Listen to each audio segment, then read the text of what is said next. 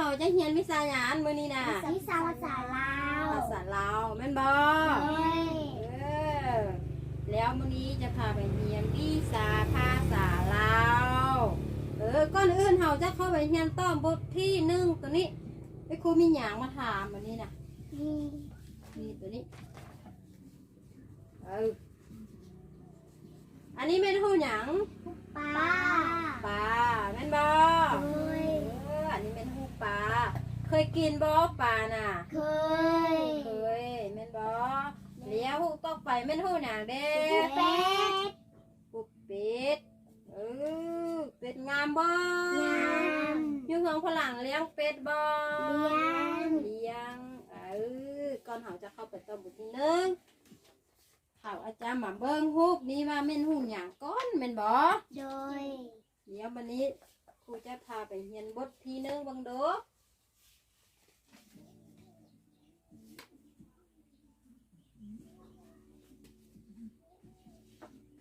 วิชา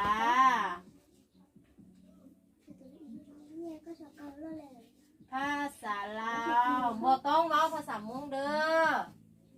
โดยภาษาลาวบทที่1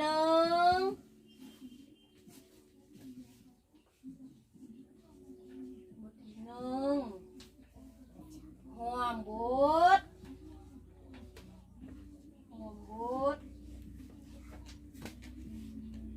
แมนปอ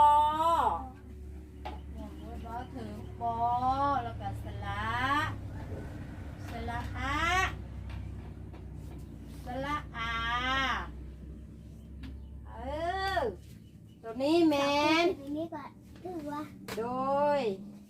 เบิ่งกระดานก่อนเด้อโดยมื้อนี้เป็นเรียนวิชาภาษาลาววิชาภาษาลาววิชาภาษาลาวบทที่1ห่วงบุตรปอ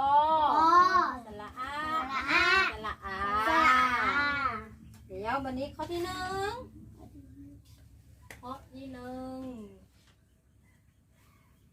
ฟังเลยเว้าซื่อฟังเละเว้าซื่อผู้ภาคที่ขึ้นต้นโดย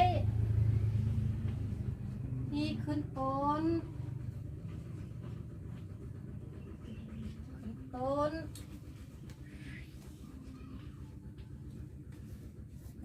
โดยเสียง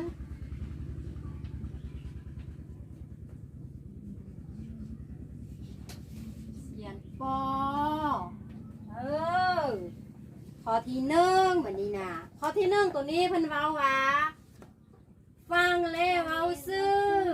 ผู้ภาคที่ขึ้นต้นโดยเสียงปออยู่ในนี้แหละเบื้องนี้ก่อนนี่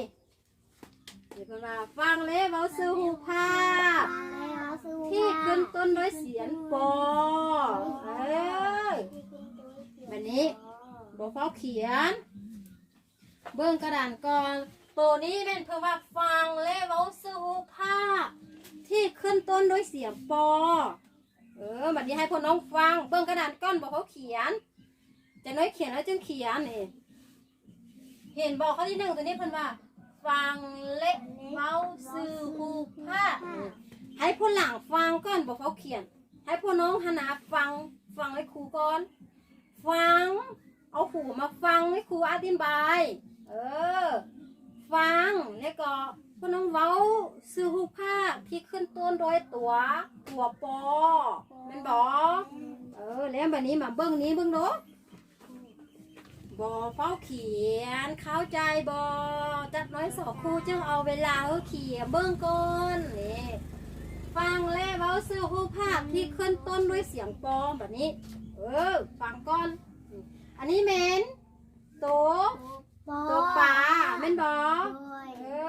ตัวนี้ก็ขึ้นต้นด้วยเสียงปอ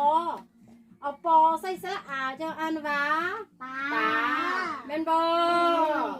เพิ่นว่าขึ้นต้นด้วยเสียงปอเด้แม่นบ่ตัวปลาตัวนี้ก็มีเสียงขึ้นต้นด้วยตัว ย่า ปอตัวปอก็คืออยู่ในผมบทปอหรือว่าตัวนี้ก็คือการเบิ่งกระดานก้อนเดิมบ่เฝ้าเขียนเด้อ โดย ขึ้นต้นด้วยเสียงปอบัดนี้ต่อไปมึงดูอันนี้แม่นหูหยังเด้ ปูปู ปูแม่นบ่ผู้หลานเคยเห็นตัวปูบ่ เคย เคยเห็นอยู่ใส่เด้ปูตัวนี้น่ะ เห็นอยู่น้ อยู่น้ำอยู่ไหน ป้าแม่นบ่เวลาฝนตกมาแล้วมันก็ออกมา อยู่ไหนป้าก็มีแม่นบ่ ำโดย โดยอันนี้ตัวปอปูปอปลาแม่นบ่ โดย ตัวนี้แม่นตัวปู แล้วปูตัวนี้ก็ขึ้นต้นโดยเสียงหยังเสียงปอคือกันแม่นบ่ โดย ปูตัวนี้ก็ขึ้นต้นด้วยเสียงปอคือกันตัวนี้จังอันว่าปูเอาปอมาใส่สระอูจังอันว่า ปู ปูแม่นบ่ โดย โดยตัวนี้ก็ขึ้นต้นด้วยเสียงปอแล้วตัวต่อไปมองดูอันนี้แม่นโตอย่างเด้ เป็ด ตัวเป็ดแม่นบ่พ่อหลานเคยเห็นบ่ เค ตัวเป็ ย ดเห็นอยู่สา เห็ ย นอยู่เรือน อยู่เฮือนพ่อหลานเลี้ยงบ่ เลี้ยง เลี้ยงแม่นบ่โดยอันนี้แม่นตัวเป็ดตัวนี้ก็มีเสียงเคลื่อนต้นโดยตัวอย่างอีก โดยปอ โดยแม่แล้วเป็ดตัวนี้ก็มีเสียงขึ้นต้นด้วยตัวปอคือการแม่นบอ โดย โดยเลี้ยงแบบนี้ตัวปอนี้เพิ่นเอาประกอบเป็นสระเอ ไม่การตัวดอใส่แล้วจังอันว่า เป็ด เป็ดแม่นบอโอ้ยเข้าใจดีเนาะ โดย พอน้องจงจือว่าเสียงที่ขึ้นต้นด้วยตัวปอ ก็ยังมีหลายๆตัวหลายๆชื่อแม่นบอแต่ว่าอันนี้ผู้หลานเขาจะเข้าใจว่าสามตัวนี้ก็ขึ้นต้นโดยเสียงปอเด้อเข้าใจบ่ ได้ โดยแล้วเสียงปอตัวนี้ยังมีหลายๆคำศัพท์แม่นบ่ ปอตัวนี้ก็ขึ้นต้นโดยป้าเดปายเดและอื่นๆหลายๆย่านเขาจะหยังตัวปูตัวนี้น่ะ มีเสียงขึ้นต้นด้วยหยัง โดยปอ โดยแม่นแล้วบันนี้ ตัวนี้เดมีเสียงขึ้นต้นด้วยหยังเด โดยปอ โอ้ยเลี้ยวอันนี้เด ปอ มีเสียงขึ้นต้นด้วยปอแม่นบอ โดย จื้อละบอ จือ โดยจื้อละต้องจื้อเด้อมันว่าเว้าซื้อเละขี้ตามหอยตัวปอเว้าซื้อ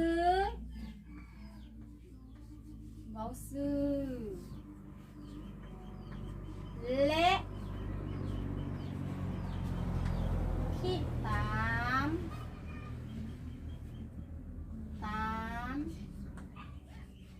หอยปอขี้ตามหอยปอยาแซวตัวนี้มันตัวปอเด้อกระดานนั้นมันปอวันนี้ข้อที่สองตัวนี้ ข้อที่สองตัวนี้เป็นว่าเว้าซื่อเละขี้ตามหอยปอบันนี้เว้าซื่อเละขี้ตามหอยปอแล้วบันนี้น่ะตัวนี้เป็นตัวหยังพลันหูบอ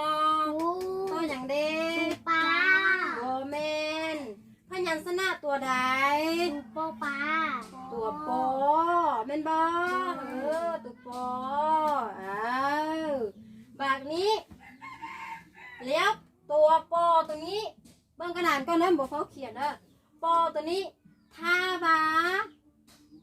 นี่เบิ่งนี้ตัวนี้เป็นสระหยาง สละ เบิ่งกระดานก่อนสระหยาง าเขียน ตัวนี้เป็นสระอาตัวนี้เอามาเขียนใส่ตัวปอตัวนี้ส่วนหลังตัวปอตัวนี้มาก็ใส่อ่านว่าเดี๋ยวใด อ่านว่าปลา ดูเว้ยเอาสระอาตัวนี้มาเขียนใส่ตัวปอตัวนี้อ่านว่า ปลา ปลาต้องจื้อแล้วบัดนี้ตัวต่อไปนี่ตัวนี้เป็นสระหยัง สระ สระอาเอาสระอาตัวนี้มาแล้วก็ใส่ตัวปอตัวนี้อ่านว่าเดี๋ยวใด ปลา ปลา ปลา โดยแม่นแล้วต้องอ่านว่าปะ ปลา ต้องจื้อเด้อนี่อันนี้เป็นสระอาแล้วบัดนี้ตัวโปตัวนี้ทาว่าเฮาเอาสระอามาเขียนใส่จังอ่านว่าปาแล้วอันนี้เป็นสระอาตัวนี้เอามาประกอบหรือว่าเอามาเขียนใส่ตัวโปตัวนี้คืออย่างนี้อ่านว่าปะ ปลา โดยเข้าใจบ่ เข้าใจ ต้องจื้อเด้อเอาอันเดียวใดอันนี้น่ะ อันปลา ปลาโดยแมันแล้วอันนี้เด้ ปลา ปลา ปลา โดยถูกต้องจื้อเข้าใจแล้วบ่แบบนี้น่ะ เข้าใจ ต้องเข้าใจว่าตัวนี้เป็นตัวปอตัวนี้เอาสระอามาใส่แล้วจังอันว่า ปลา โดยแม่นแล้ววันนี้ปอเด้ปอตัวนี้เอาสระอะมาเขียนสนิละอันว่า ปลา ปะโดยเข้าใจบ่ เข้าใจ มีอย่างทำขึ้นบ่ มี บ่มีแล้วแม่นบ่ โดย บ่มีแล้ววันนี้ครูจะเลิกกระดานก่อนกระดานก่อนเอาเขียนคันว่าปะบังดกปะเขียนแนวใด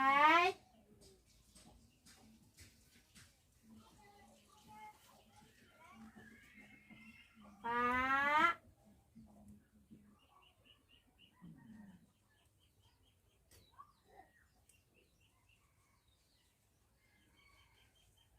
โดยพี่น้าไปหาหมู่ทางบังดกถึกบ่โดยถูกต้องไปบ้อนส้มเซยเก่งไหลบัดนี้นางวันนามัวออกมากระดานวันนาเขียนคำว่าปลาเขียนได้ปลาโดยพี่น้าหาหมู่มึงเนอะถึกบ่ถูกต้องเอาส้มเซยเก่งหลายเนาะเจ๊บ้าเขาใจดีเนาะเดี๋ยวนี่เขาต้องจื้อว่าตัวสระอะนี่สระอะแม่นตัวนี้สระอาแม่นตัวนี้ถ้าว่าคันว่าปะเขาต้องเขียนว่าปอใส่สระอะปาปอใส่สระอาแม่นบ่ปอตัวนี้เขาต้องเขียนที่ถูกต้องที่สุดเขาก็เขียนเดี๋ยวนี้ไปเด้อเขาเขียนหัวเขียนอย่างนี้ไปเลยปออย่างนี้ไปจังถูกต้องเข้าใจบ่ เข้าใจ ถ้าว่าเขาเขียนทางนี้ลงมาอย่างนี้ละพิษบอกถูกรักกันแม่นบ่ทุกเทื่อทุกตัวหนังสือเขาต้องเขียนหัวก่อนเข้าใจบ่ โดย ทุกเทื่อตัวตอก็ยาตัวหยังก็ยาเขาว่าต้องเขียนหัวขึ้นก่อนเพราะว่าตัวโตตาเขาต้องเขียนหัวไปบ่มีจักเทื่อว่าต้องเขียนทางนี้มาอย่างนี้พิษ